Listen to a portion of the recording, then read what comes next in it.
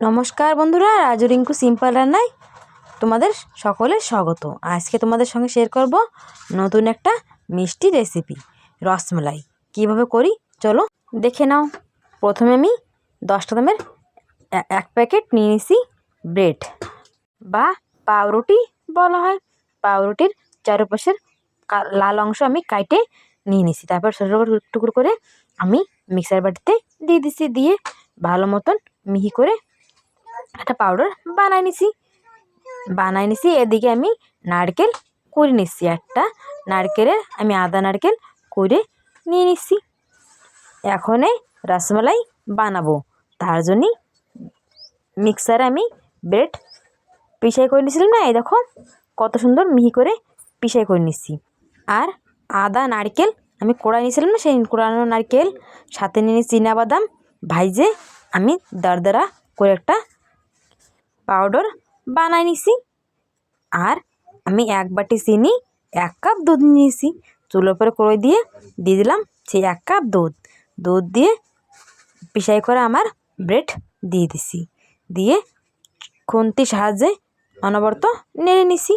তারপরে 1 চামচ দিয়ে দিছি ওতে চিনি দিয়ে আমি আরও অনবরত খুন্তির সাহায্যে নেড়ে চেড়ে একটা ডো তৈরি করে নেব।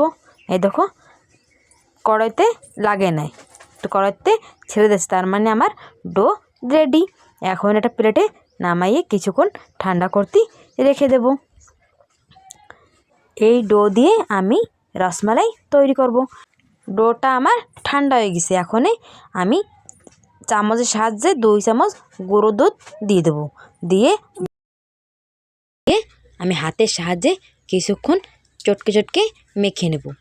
দেখো ডোর থেকে আঠালো ভাব যাচ্ছে না, তার জন্য আমি 10 মিনিট রেস্টে রেখে দেবো।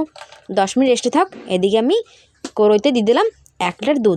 1 লিটার দুধ জাল করে আমি আধা লিটার মালাই বানাই নিছি। এখন সাইডে রেখে দিয়ে এদিকে আমার রসমালাইয়ের ডো রেডি। এখন দেখো হাতেও লাগতেছে না। হাতে একটু তেল লাগাইয়ে আমি সিলিন্ডারে শেপ দিয়ে নেব। দিয়ে আমি পুরো কড়া এইভাবে বানাই নেব।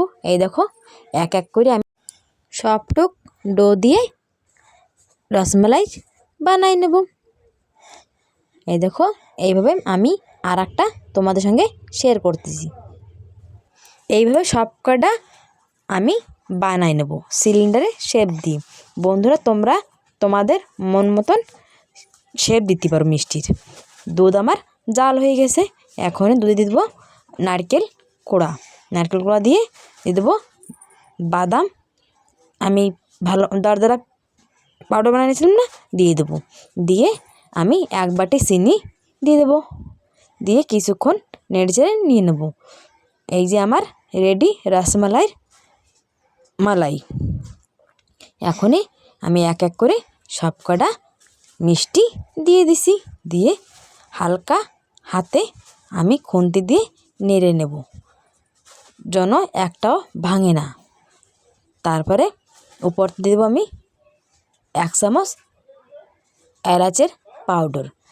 দিয়ে আমি আবারও খুন্তির সাহায্যে একটু হালকা নেড়েচেড়ে নেব।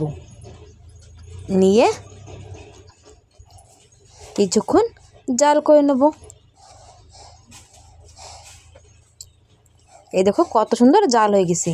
দেখো আমি অল্প একটু সময় প্রায় 10 থেকে 15 মিনিট ঢেকে রাখবো, যার কারণে আমার মিষ্টি ভালো মতন জাল হয়ে যাবে।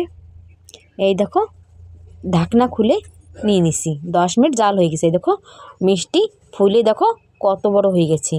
এখনই আমি নামাই নেব। এই দেখো কত সুন্দর হয়েছে আমার রসমালাই। এখন একটা পাত্রয় আমি পুরো নামাই নেব।